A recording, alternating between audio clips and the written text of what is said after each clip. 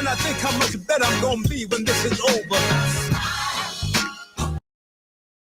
Nyumba Upendo, Milwaukee. It just means I love you. Welcome to the Nyumba Upendo show on WNOV 860 AM, 106.5. And Nyumba Upendo just means house of love. And when you're listening to the voice of the community, we hope you feel nothing but the love that we send. Before me and Dr. Mucci can start, we always got to start off with those P&Ps. Yep. And that's our permission and prayers. As in the tradition of our ancestors, it is customary that an elder gives the younger, the lesser permission to speak. We've given that permission by our mother, Helen Jean. Not only did she do that, but she offered prayers, and she offered prayers for the community, that the words of our mouths might be uplifting to the community. May it heal us. May it heal you. Yes. May it heal us all collectively. I always like to start off with a few things and whatnot like that. What you want to start off with? Well, one, this is one that hits my heart. Okay. And I want to send out some love. Okay. To Montreal and Lauren Kane. On Monday, I went to the home celebration of their stillborn child. And it was a beautiful celebration of a legacy, of a life that did not get a chance to fulfill the purpose as what we might have saw, but we know God makes no mistakes. And even though it's hard for us to understand in the moment, you see it. So sometimes, and I say this not just for those two, but for every couple who've experienced a spontaneous abortion, that's a miscarriage, who's had a stillbirth or a child leave before you, sometimes people forget. And so this might be an opportunity to reach out to them, to send them some love. Absolutely. So when we talk about some of the things we take for granted, just getting up in life and whatnot like that, when it doesn't come, it resonates even more. But the ancestor I want to dedicate this show to today is Mark Morales. You know Mark Morales? I think you do. He also had a buddy named Darren Robertson. Maybe if I tell say me more. The Disco 3. Tell me more. They changed their name to the Fat Boys. Okay, I know that name. So Buffy, the human beatbox, he died when he was 28. Oh. He was 450 pounds. Ooh. And that was the name of the group. And if you watch the movie Crush Groove, when they first came out, they was like, we need to embrace this. This is who we are. And they had can't all you can eat. And it was like this kind of joking festival of them eating and saying, we're going to embrace it. And it is beautiful to love who you are. But also when we look upon the ill effects of it afterwards, it's something that we want to think about. And so what I want us to think about is the show, because I was just the opposite. I was that skinny kid. When I started high school, I weighed 86 pounds. I do remember that, sir. And so people always got the skinny jokes, and they don't think that affects you, because you talk about a person who's heavy, saying you kind of can see the joke. But if a person is skinny, they think for some reason like that doesn't have the same effect. So we're going to talk about a show today that's going to talk about like our relationship with food. We're going to talk about eating disorders and all of the things. Like we said, sometimes we say things not even knowing. Sometimes we say things that are hurtful, some things that are counterproductive to other people who might be going through something in silence. In fact, it may be you. So I want you to think about this kind of concept of theme. I know it's some things on your heart too. Well, no, I was going to say I resonate with it well. While you were the skinnier, smaller child, I was the opposite. I was the thickums. I was in the chubby girl section shopping, and I knew it, and I didn't like it because I felt like there were better options on the other side. But I also can't wait to get into this with the expert that we're expecting, because I believe that it was started from very young. Being in a household where it was people struggled to get food to put on the table, so we was a part of the clean your plate club. Yep. Right, and so I learned that, and so I had a younger brother, Jermaine, that he didn't eat. He would sit at the table all night long because he was like, I'm not eating it, and I will sit here all night. You could get up for the table. So guess what big sister would do? I would go ahead and help him out. I help him eat a little bit more and eat a little bit more. So while I'm helping my brother, I began to continue to add on to my weight and, trying to support him. But food has been a thing in my life that I feel like, this is something that we need to talk about, because I'm sure we're not the only ones. No. And so this is, what we think about. But also, as we talk about this, we also want to talk about love that we send to the community. I know there's some good things going on too. There are some good things. I can start off if you don't mind. I want to know, is there anybody in the listening audience that's looking for a job? Anybody looking for a job? Well, guess what? I've got a job fair to tell you about. The job fair is going to be held on October 29th, 2024. It'll be held from 3 to 6, and it'll be in the new building. It's called the Thrive On building on King Drive. If you haven't been there, this building is top notch. Okay. So the address of the job fair, again, on October 29th, 2024, from 3 to 6, the address of Thrive On is 2153 North Dr. Martin Luther King Drive. At the job fair, there's going to be recruiters, there's going to be talent managers. And let me tell you this, there's some major, you want to know who the major businesses are? There are 7 major businesses that will be there. Okay, here they go. So just think about it. You got the medical college there. You got Marquette University. You've got Aurora Healthcare. You've got Ascension. You got like Children's. Yeah, you got Children. Exactly. You got Children's Hospital. You got the University of Wisconsin-Milwaukee, and you've got Freighter. So I'm talking about 7 major anchors that are going to be there, prepared to possibly even interview you. So come prepared. Come look in the part, ready to part, dress to impress. Resume, come with it, and be prepared to interview, because you never know. Be ready so you don't have to get ready, right? Hey, no, that's it. And I always tell people, whenever we do things with like young people, like a life skills, we do these mock interviews. And they'd be like, man, I didn't know how much that helped me. So if you're out there and you say, I don't know exactly how to do an interview, ask somebody to work with you. Say, give me an interview. Let me start prepping for this. Yeah, and if you you heard the information, I'll say it a little bit later today as well. But if you're listening now and you want to go and check it out on your own, go to jobsworkmke.org. Jobs with an S, jobsworkmke.org. Go check it out for yourself. All right. Well, listen, so what I want to do is I want to bring in our guests. Yes. And this is a person who I met. I say, man, it's been 10 years since I met Dr. Sheriece Sadberry. She's currently right now in Tampa Bay, Florida. And if you know what's going on in Tampa, you know, it's a critical situation. So for her to be able to be here with us today, I want you to know what it means to us, but also to her and all of our Floridian families. We wishing you the best. We hope that power come on quickly. But let me just tell you a little bit about Dr. Sheriece. When I first met her, we both do a lot of work with sports psychology. So in the world of sports psychology, some people just do sport, but then sometimes you meet people who have a little bit more range on their psychology. And Sheriece is one of those people. Like she got her undergraduate from the University of Nebraska. And what I love about that is we share kinship because we both was Ronald McNair scholars. And if anybody know who Ronald McNair was, he was the astronaut, unfortunately, who was killed in the Challenger back in 1986. But it was a trio program. And why do I bring that up? Because Project 2025 could take away funding like that. But what it's designed to do is get people from first generation, low, if you want to say marginalized communities, a chance to get their PhD. And both of us were able to get our PhDs because of that. She actually got her PhD from the University of Missouri at Columbia in counseling psychology with an emphasis in sports and with sports psychology. But then she went on to work, you were like this, at Kansas University. So y'all got kindred spirit there. She's worked at Florida State University. She's been featured on ESPN on multiple times because she's worked at the professional level with the Kansas City Chiefs, specifically with the NFL, the rookie transition program with collegiate sports.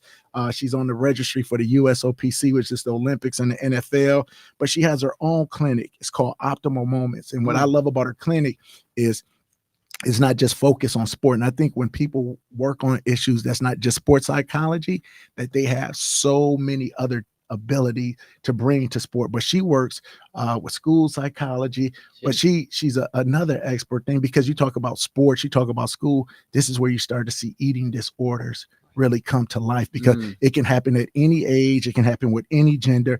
And so when you have a person who has that range of expertise and whatnot like that, I'm happy to have her here. And also to say, hey, she wrote an article and it's going to be in the Milwaukee Courier next week. And it's going to be talking about probably a little of the stuff that we talk about here, but talking about medication and weight, you know, all of the different things that come with that. So Sheriece, I want to welcome you to the Nyumba Upendo show. How are you doing? Thank you for having me. I'm great. How are you guys doing? I know we're doing good. How is it in Florida though? Honestly, like I know electricity is not everywhere in other places. How y'all doing down there? I think for the most part, really good. I mean, there's people who are still waiting on electricity to get back. I think with this storm versus Helene, there was flooding in areas that don't typically get flooding.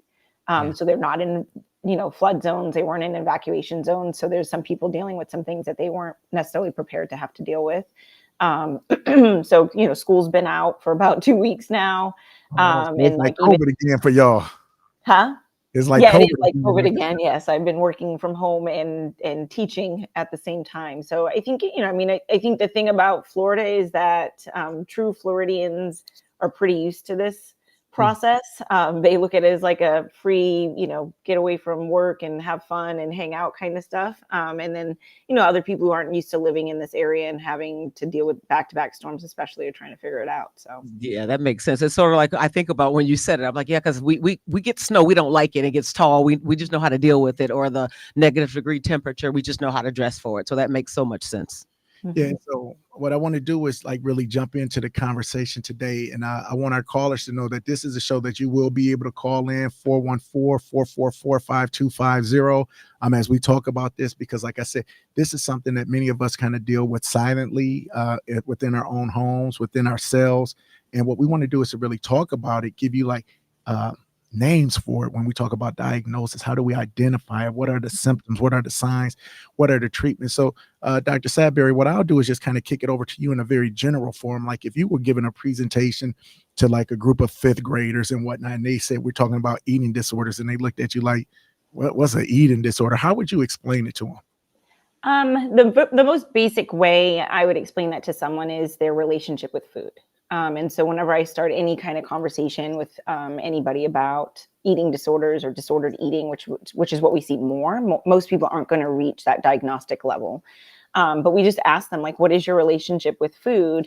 And what does that look like? And where does that come from? And so to some of your points that you were making earlier is kind of like, my relationship with food was that I ate up what my brother wasn't going to eat, or my family said, you need to clean your plate because, they came historically from a place where they didn't have a lot of money.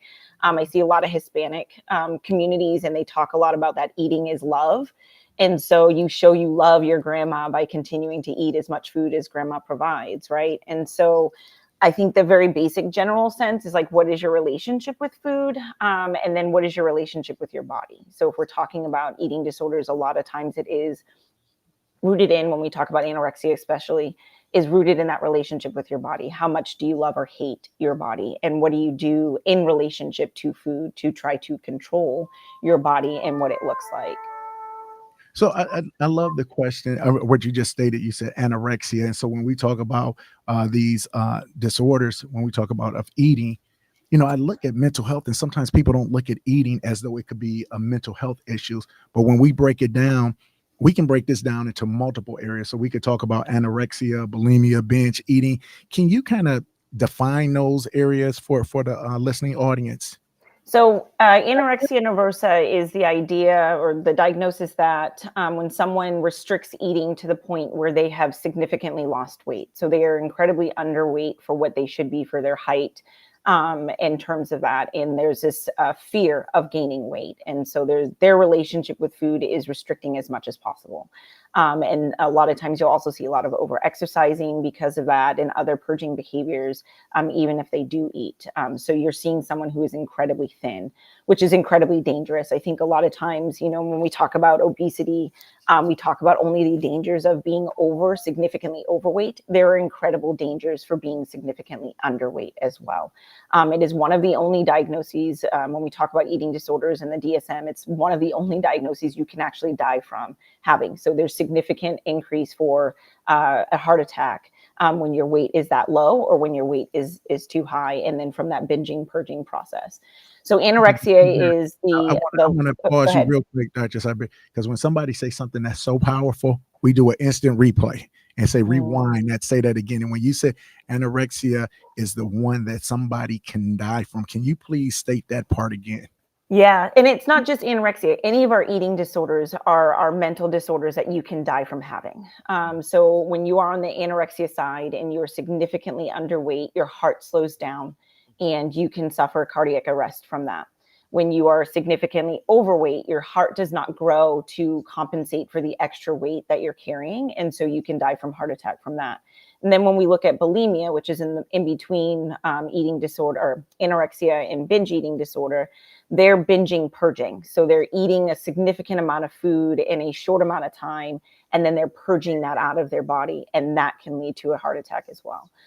So there's all of these ways in which this can significantly impact your ability to live. Wow. So you thank you for explaining all of those. That was a new one for that was something I didn't think about, should I say it that way, in regards to we do pay a lot of attention to obese, but never thinking about those that are too thin. So I thank you for bringing that to the forefront. I was listening to Dr. Kwaku talk a lot about your journey. You have like a wealth of experience. Your journey just seems pretty incredible. And I'm just curious, how did it lead toward, is there anything particular that led you toward looking at this whole eating disorder component? Yeah, I was a thin kid growing up, like Dr. Kwaku mentioned. So I think I got a lot of accusations and didn't know what that meant about people accusing me of having anorexia. I was called Annie all through high school and didn't understand it. I grew up in a family where it was like you ate what's on your plate because we didn't come from anything and we didn't have food growing up. And so you needed to eat. I had a high metabolism and I was an athlete. So I've always been thin. It's not something that I've ever had a negative relationship with food. I also have hypoglycemic migraine. So if I don't eat, I get a migraine pretty quickly if I'm not eating efficiently throughout the day.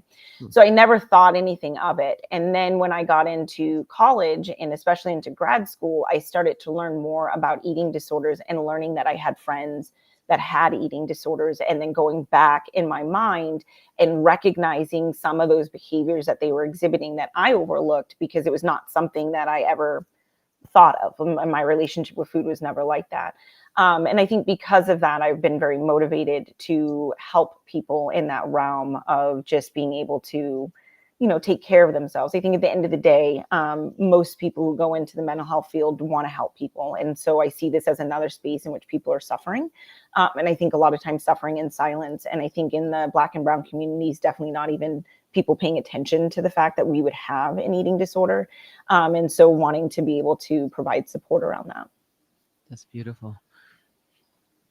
So now my next question for you is, this is kind of going along those lines and whatnot like that. So we talk about family, friends, like those comments from children that we just kind of, dismiss as good nature ribbing and whatnot like that. They say, oh, they cracking on you, they roasting you or whatever, but not understanding the impacts. Can you tell me what are some of the negative things that people in families, coaches, the community, society at large might do that they don't even understand that they're doing, that could be creating problems where people will suffer in silence? Yeah, I mean, automatically, if you comment on anybody's weight, you can already create any kind of issue. So even if someone lost weight and you say, "Oh, I see you lost a lot of weight. You look good," that can cause an issue just by making that. You think it's a compliment and you're trying to be positive, but it also could be creating an issue for that person. Because that weight loss might have been through extreme measures, and then it's reaffirming that I need to continue those extreme measures. Or you didn't like me or you didn't notice me when I was heavier, but now you're noticing me when that weight is being lost. And to your point too, Dr. Kwaku, is like, even being on the thin side and getting compliments for that, it reinforces this idea that I have to stay there and I have to continue to maintain that. Or from a male perspective, like, typically when you're making fun of a guy who's thinner, it makes them feel like, oh, well, then I need to put on muscles and I need to be bigger and I need to do these things to do that. And so those types of comments, like those direct comments on people's body, automatically can impact someone. And I think sometimes you don't realize it impacts the people around them too.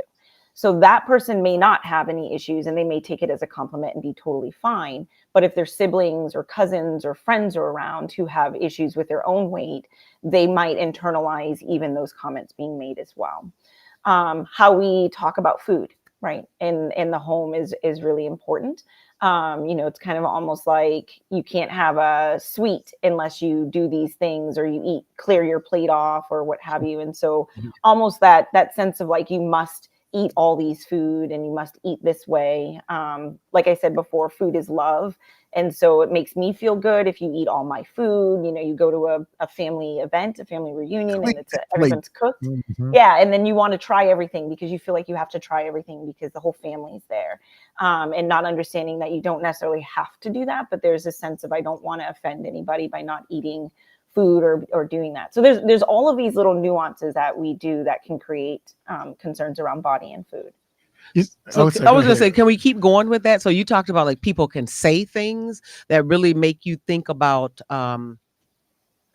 Okay, I'm going to say the question, and we're going to go for a break. But I just wanted you to think about this during break. What are some things we talk about? People can say things, but what are some other signs? Maybe social media, television that may have an impact on it as well. Think about that. And so, if you're listening to the show, you can't go anywhere. Don't turn the station. We'll be right back in just a little bit And after. remember, Dr. Sadberry will be taking phone calls. So if you want to get your questions ready, you can call us at 414-444-5250 or 414-444-5253. All right. You're listening to Nyumba Upendo. We get all types of help in here. We love you, Milwaukee. Catch us on the other side.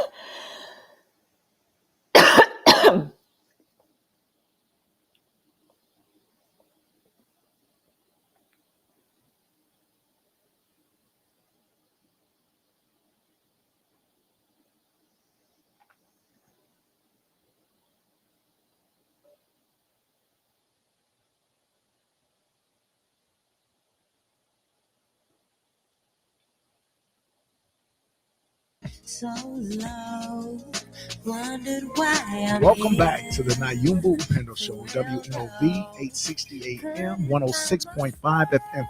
You're listening to Drs. Alicia Mutri and Kwaku Amawasi. We are so happy to have you here. And I got to make sure I give love to Jermaine and Carvey, who make sure the show rolls the way you're supposed to roll. So, hey, it's a team that we do up in here. They say teamwork make the dream work. We got an all-star guest with Dr. Sheriece Sadberry just dropping major knowledge. And I know this is one of those harder topics. Like we talked last week with Simone Kilgore about, domestic violence. And sometimes it's hard to call in and sometimes it's hard to talk about these things.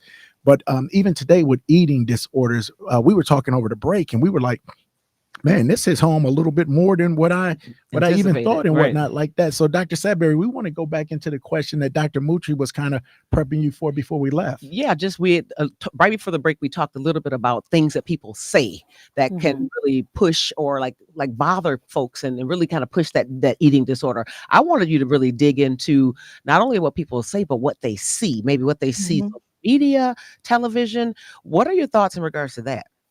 Well, I think media right now especially is shaping how we see our bodies. I think it always has. And we can go back, 20, 30 years ago, which was not 1970 anymore. I just want to point that out. But 20, 30 years ago or even prior, you look at the supermodels. They're always incredibly thin. And that's always been the image that we've put out in terms of clothing and what is expected. That changed over time. And then we had the Barbie figure, right? Where for women, it was like the bigger breast, the smaller waist. And then that's changed into now we need the BBLs and the thin waist. And, so I think media has created this sense of, constant change of what our body expectation is. And then unfortunately, it's like that aspect of it. And then there's always these things of like, you're not enough, right? Your hair color is not enough. Your hair is not enough. You don't smell good enough. You don't look good enough. Like, so that, and we live in a capitalist society. They're trying to sell you products, skincare products, all of those things. And so you combine all of that. And so you add that into whatever messages you're getting as a kid, if you've been bullied. And there's always this constant idea of that you're not enough, you don't look well enough, and you need to do all these things in order to match what everybody wants from you in society for us to accept you. So now what I want to ask is, as we kind of talk about some of the signs and symptoms and whatnot like that, the people say, okay, well, what can I do? And so we start to look at treatments, and we say, well, what are some of the things that we can do? Because I blame, and this is just me, so this is not Jermaine, not Carvey, not Dr. Mucci, not Dr. Sadberry. I'm mad at the FDA, the Food and Drug Administration, that I'm disappointed in the amount of foods that they allow for us to be sold, because they understand what they can do for this eating thing. And like you say, like in the sake of capitalism and whatnot like that, many things go. And I know a lot of stuff stemmed from the Depression, where they said we'll never be at a lack of again. So they started to reproduce food, and with the processed food, preservatives, it was for a reason where we would never starve, but it also had negative benefits. I want to kind of move our thing to, what are some of the treatments that we can have, though, as far as that would be effective? And I want you to think about it from evidence-based theories to medication to family support that might go through different therapies. Well, when it comes to therapy and treating, if we're talking about eating disorders and body image, our main focus is changing that relationship with our body. I always encourage people to look at your body like a temple. No matter what religion you're in, or even if you're not religious, you will go into a temple or a mosque or a church, and you will treat it with a certain level of respect. And so are you treating your body with that level of respect? Are you honoring it? Are you accepting what it's willing to give you? Are you appreciating its function? So it's supposed to do something for you. Are you giving it what it needs in order for you to function the way that you want to function? If you want to be a nurse, are you going to be successful being a nurse if you're starving yourself, right? So that's one of the basic treatments when we talk about, and then when we talk about food, you're bringing up like the FDA, it really comes from the ends of the spectrum that people are on. So if I'm working with someone who has anorexia and has not been eating, we don't really care what you eat, just eat, right? And so we're going to try to fuel you as best as we can to get you stable. And then at that point, we start to change your relationship with food. And then on the other end, it's, we don't want to monitor as much of what you eat if we're talking about binge eating or bulimia, but we're talking about kind of monitoring some of the junk food because those are the things that they're reaching for. That is leading to a lot of the problems that they're having. And so how do we change some of that? So, the motto when it comes to food is kind of eat what you want and fill in what you need. So, eat your foods. Like, we don't want people to not eat. Eat what you like. If you want to eat a hamburger. And then make sure that you're also supplementing and you're having your vegetables as well with that, right? And so we don't want to take food away. And that's the biggest misconception, I think, with the diet culture is, cut out carbs or cut out this. And that's not the intention. You need all of those food groups. But when it comes to what types of food, I always just tell people, cook at home.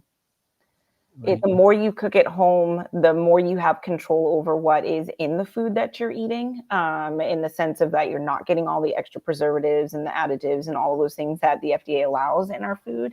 But you can cook at home as much as you can. And then, you can still go out and eat on occasion and not have to worry about it because, for the, 75% of the time, what you're eating and what you're consuming. Yeah, no, I agree with you so much with that comment. It makes me even just think about just recently I broke my wrist, and so my husband was doing more of the cooking or he was bringing food home, and immediately I Another could tell the story for difference. Rodney. No, it's not a strike. It's just facts. You're just making me. I got on my husband's case last week, but I'm not. I'm just saying. I'm just confirming with you. Or I'm just agreeing. Like, right. I typically cook mostly at home, so then I know what I'm putting in my food. But when you do eat out, there are so many things that really that you're like inhaling that really are a bad effect on your body. Like, seriously. So, Dr. Sadberry, I have a question for you because it seems like sometimes these things can be like a double-edged sword. It's like, let's say you want to work with somebody and you love them and you see them overweight and you want to talk to them about their weight. But then, so what is the difference between having a person have accountability versus maybe nagging them and making them feel even worse? Can you kind of explain the difference with that? Yeah, Or and how I to think deal with that? Well, and I think that so when we talk about accountability, it's like, are we aligning how we're supporting someone with their goals and supporting them in a way that they have said that they want to be supported? And so sometimes I think the rub that I see is that people are trying to push people into doing things they're not really ready to do or they don't want to do. And there's some underlying things that they have to deal with, some underlying issues for them to be ready. And so that's that continuum of motivation, right? They may be pre-contemplative and be understanding that these are things that they need to change, but they're not ready to really make those changes. And so that's where it's like, if you're trying to push someone to make changes they're not ready to, you feel like you're nagging them a little bit. My challenge to Can I people. pause you real quick? Because you Yeah, go said ahead. something so big. What she was talking about was like, we have this thing that we talk about stages of change model. And she had said it real slick. You know, she's so smart. She was just like, you know, if they're in their pre-contemplative stage, and in the 5 stages, the pre-contemplative is like, I'm not thinking about it. What you're saying doesn't even resonate with I don't me. even know Like, what you're talking I don't about. care Right. what you're saying. Like, even if I know you're right, I'm not ready to do with it. When you move to a contemplative state, that means like, maybe I'm not going to do anything about it, but now I'm thinking about it. Then the next stage is preparation. Even though I'm not doing anything about it, what am I doing as far as like to kind of prepare myself for it? But I think what Dr. Sadberry said that was so part was like, you have to be on par with the person. If you love them, to say, hey, where are you at? To make sure I'm not pushing you beyond where you're ready, because you may try to do it, but then it probably won't succeed because the person wasn't really there. Question, like when we talk about like exercise, that double-edged sword again, when you see a person exercise and then they go from being healthy to like that excessive exercise that you said could be a sign or symptom for anorexia or somebody binging and whatnot like that, what are ways in which you can bring that to people's attention again without being offensive or counterproductive? And that's a hard one, right? Because the problem that we struggle with, even as clinician, is that the person who is in that state where they're doing things that are harmful, they don't want to necessarily give them up. And so it is kind of doing that dance of like, I've noticed that you've lost a lot of weight. I noticed that, I have some concerns about that. I'm concerned that maybe you're doing more than you necessarily need to do. And I would just leave it there and see where someone responds, because they may not be ready to. And I think all you're trying to say is like, I'm here for you when you're ready to address those concerns or what have you. Now, you might start to see some actual things where their body is changing as a result. They may express that they're fatigued more. They may express that they have more headaches, or they may, you may see some peach fuzz, especially if they lost a lot of weight. You'll see some extra hair growing on their face. So you may see some changes. They might experience hair loss. And so at those points, I think you can start to really say, like, this is really concerning. And I really think that you need to get help around this, and really just trying to support and give them resources. It's really hard because we can't, until they're like in a certain state, we really can't force them into treatment, which is with anybody. So I hear you on that, but I also want to go a little deeper on that, because maybe I know someone's not ready, but I also could be an enabler. So maybe are there things that you could talk about? Like, I can't. The only thing I have control over is myself. I don't have control over that person. But are there things that maybe I could be doing that actually elevates what's happening versus like, maybe being an encourager for the opposite? Yeah. So, I mean, you mean in sense of like, are there things that I'm doing that's contributing them to continue down that Absolutely. path? Yeah. And that goes back to where I'm saying, like, the compliments on someone's weight loss can contribute to them continuing to wanting to push for that weight to continue to drop.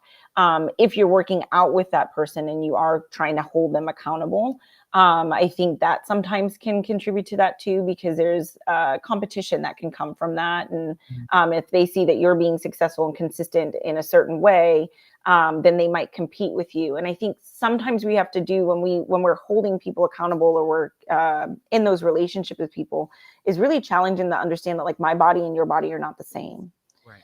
So we might be working out together, and you might see some changes with me that you're not necessarily going to see in yourself. And I'll use myself as an example. I can put on muscle very easily. I can thin out very easily. I can get very lean very easily.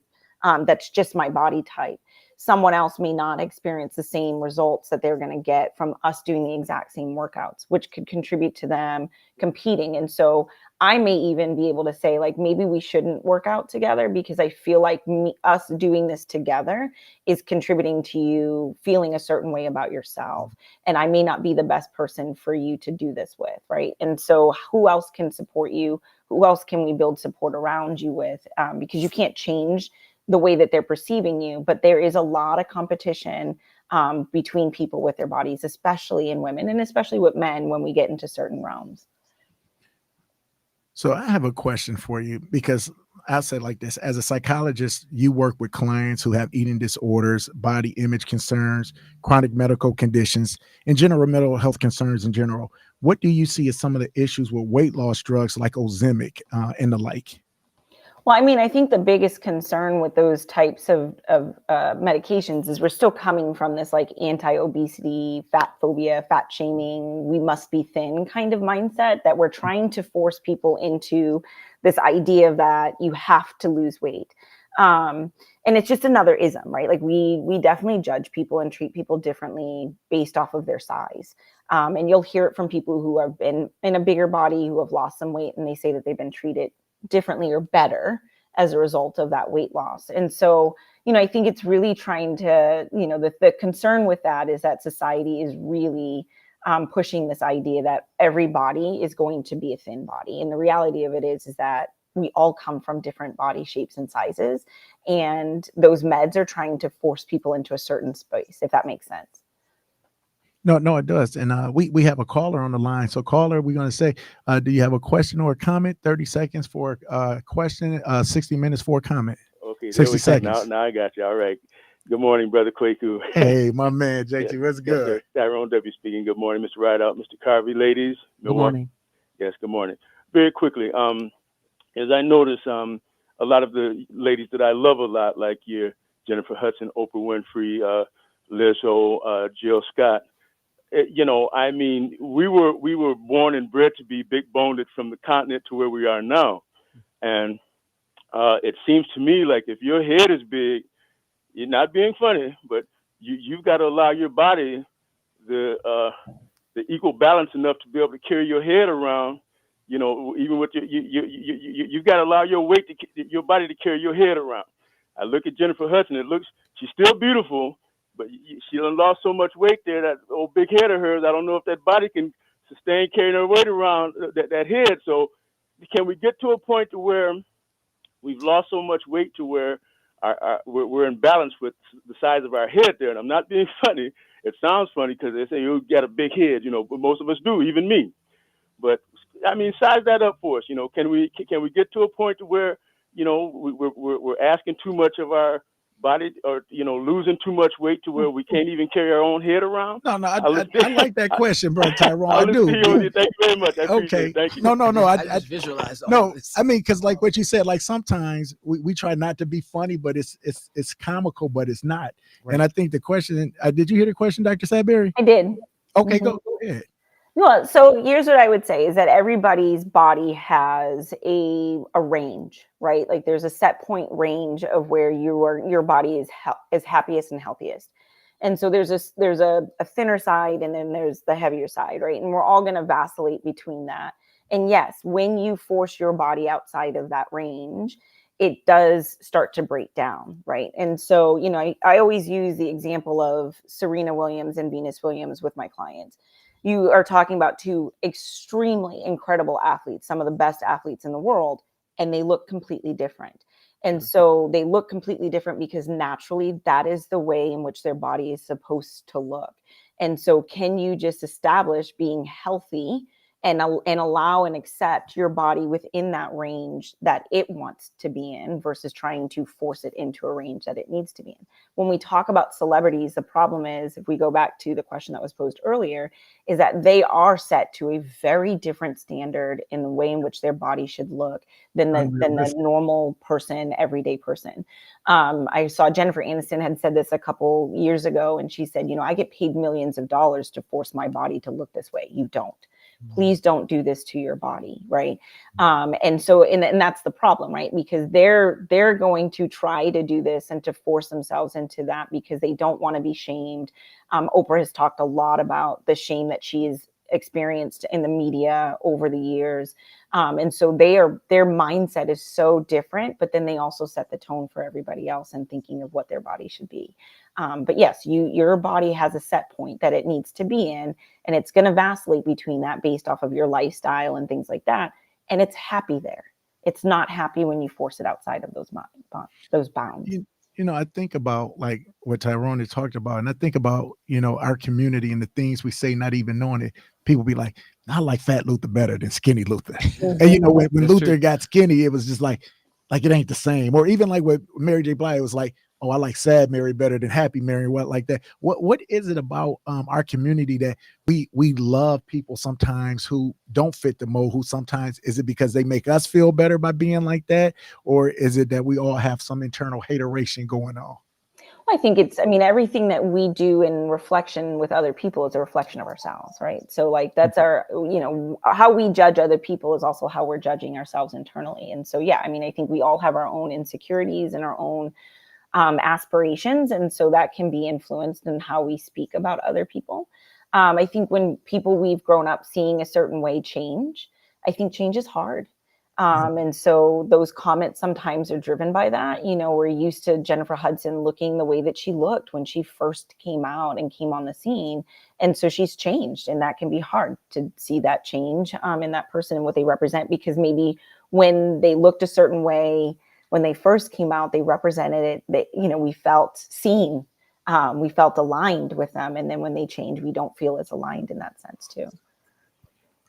I want to ask you another question, because sometimes, like, we had talked about, most of the time when we see eating disorders, we didn't really look at people who were skinny. We looked at people who were obese, what we would talk about obesity. If somebody got a diagnosis from their doctor and said, obesity is a disease, like why does my doctor have concerns about my obesity? What would you say to them? So I think there's a lot of the medical community is not in agreement that obesity is a disease, right? I think we see that, and I think those who have power have put that out there. But it's not really a disease. Even in that sense of that we're focusing on obesity being the disease, it's still this like fat phobic perception that we're taking, right? That the weight is the disease. And that's not really what the issue is.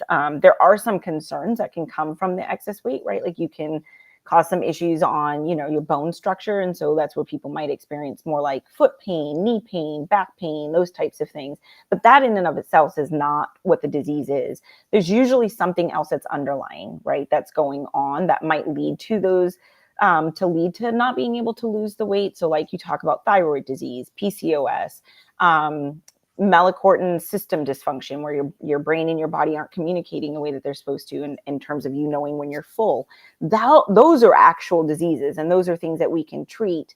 But the obesity itself and the focus on the weight is not actually what the disease is in terms of that. Go ahead, Dr. Mucci. No, I wanted to go back to you keep using this word. You keep saying it's about the relationship with the food. I wanted to just go there just a little bit. I think about people say I eat to live versus I live to eat. I'm a foodie. I get hangry if I don't eat. It changes my whole perception of my attitude, my conversations. I'm curious about, so you heard those terms. I don't know if you have any comments about those, but what I really want to dig into is how do you change your perception of food? Because I am one of those, I'm going to take a picture of a good looking plate in front of me sometimes. So the question is, that happens, but then how do I move and make sure that relationship is not a dysfunctional relationship with food? Yeah, no, I like the way you said that in terms of, is this a dysfunctional relationship? So at the very crux of this is that food is fuel, right? Really, we eat to get calories so that our body can do what it needs to do. And so, I mean, most people don't know this, but at the very basic, your body needs 1,200 calories just to live. So if you were in a hospital bed and weren't doing anything throughout the day, we would need to give you 1,200 calories so that your heart will pump, your lungs will, breathe, and all of those things will happen. You need that at the very basic. So when someone says they're in 1,000 calorie deficit to me, I'm like, wow, that you're not even eating enough for your body to function, right? So when people get hangry, it is an actual thing. And like I said, I get hypoglycemic migraines. So like within an hour of me starting to get hungry, like I need to eat or I'm going to get a migraine. And so when people get hangry, it's an actual thing because your body is basically saying like, I need fuel. Right. And I cannot maintain my emotions because that's not important anymore because I need all the fuel that I do have in order for me to survive right now. And so at the very basics, I tell people, you need to look at food as fuel. You need fuel in order to function. So if you go on a radio show, if you want to work out, if you go to work, if you've got kids, if you want to go sailing, whatever you're doing, you need to eat in order to fuel that. Now, in terms of that healthy relationship we were talking about, I always take pictures of the food I eat. Yes, food should be fun. It's cultural. It's community. Like it should be shared experiences. Like we should have family dinners. You get to learn people and their culture through their food, right? Yeah. And so it's very important. And I think we should embrace that and we should enjoy that. And then really when we're towing that line of, is it getting dysfunctional, is am I using fuel or am I using my food because I'm emotional right now? So I'm eating because I'm sad. I'm eating because I'm lonely. I'm eating because I'm tired. I'm eating because I'm bored.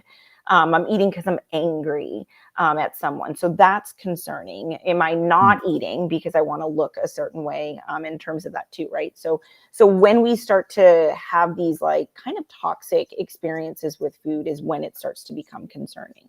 I love that. No, I do. And even like what you were talking about before is like the relationship with food. I know you're familiar with the ACE study, the Adverse Childhood Experiences, and the reason how that came about. I was just thinking about it when you said it. They were working with overweight white women in the middle class issue, and it was like these women were having trouble losing weight. They couldn't understand what it was, and then they started to recognize that it went back to these adverse childhood experiences that then had complications throughout the rest of their life. So it's like one of those things, Dr. Sadberry, I'm going to ask you, and we have a couple of, you know what that music mean? The break is coming up. So what I want you to think about on the thing when we come back is like, what are some things people can do to focus like on their health? Like if you had like a top 10 list or something like that, where people can kind of leave with some action items. So everybody, hey, listen, you're listening to Nyumba Upendo on WNOV 860 AM. We're going to see you on the other side. Make sure you tune back in.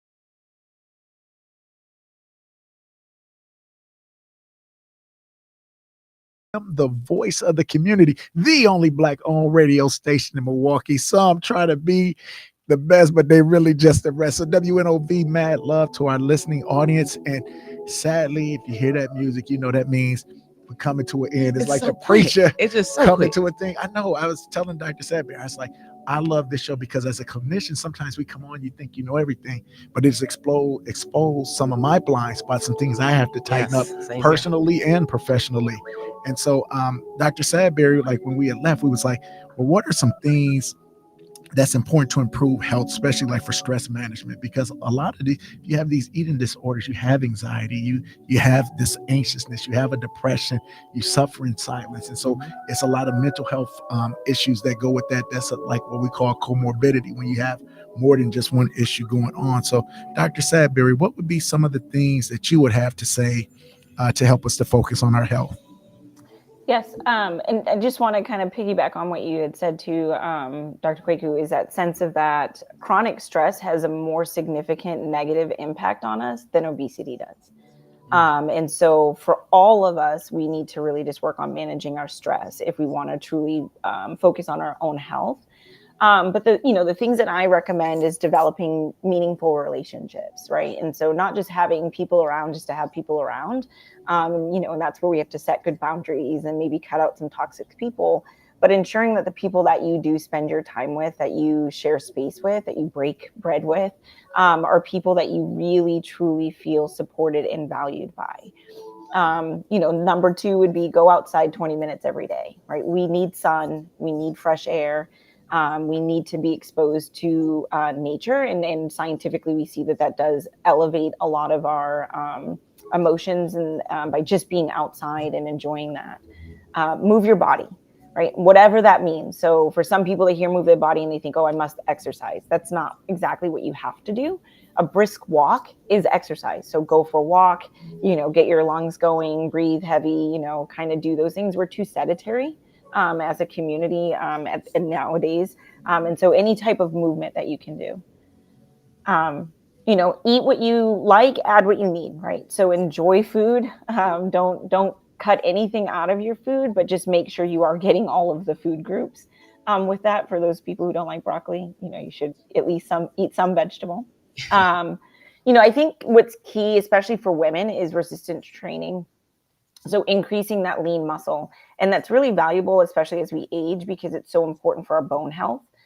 So to prevent like osteopenia and osteoporosis, we need lean muscle in order for us to be sturdy in terms of that. Make sure you get 8 to 9 hours of sleep. Most of us don't, but our body actually needs that sleep, and sleep, quality sleep, is really important too. And and the thing about it too with sleep is that it's not, our body doesn't shut down. That's when we restore. That's when we heal. That's when we submit memories. And so there's a lot of things that is beneficial from getting a good quality amount of sleep. I'm really big into meditation and mindfulness. So I always tell people, at least pause for 5 minutes every day. You think about your phone, you need to plug it in and leave it, right? So sit still for 5 minutes every day, just breathe, just relax, just let your muscles relax, just unwind. Most of us are very go, and don't know how to slow down. And then, as we've talked about, like with media, like reduce all of that, reduce your electronic use, reduce social media use, be more engaged, be more present, have hobbies, enjoy life, laugh, smile, like really be present in living this life and not just working or just showing up to things. Self-love, self-compassion, give ourselves grace, give each other compassion. And then, of course, and I'm sure Dr. Quickie would agree with this, is go to therapy, right? Go to church, wherever you need to get additional support and guidance, right? So making sure that you have a safe space where you can talk about things that you're struggling with and get some good guidance and advice on how to navigate those situations. Listen, what can I say? Dr. Sadberry, I just want to thank you for calling all the way from Tampa, Florida, with everything that's going on over there, providing us with this information. I want everybody to remember to remind you to look out for her article this coming week in the Milwaukee Courier. Alicia? Yeah, I just love the list because it's beyond food disorder. Those are just good things to have. Don't forget about, just a side note, the job fair, October 29th from 3 to 6 at the Thrive On Building, 2153 North Dr. Martin Luther King Drive. What can we say? We'll see you next week. We love you, Milwaukee. Nyumba Upendo.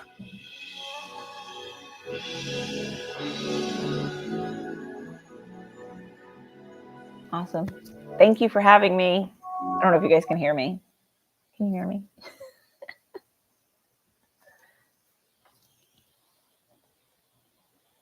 Okay, buddy, let's eat real quick.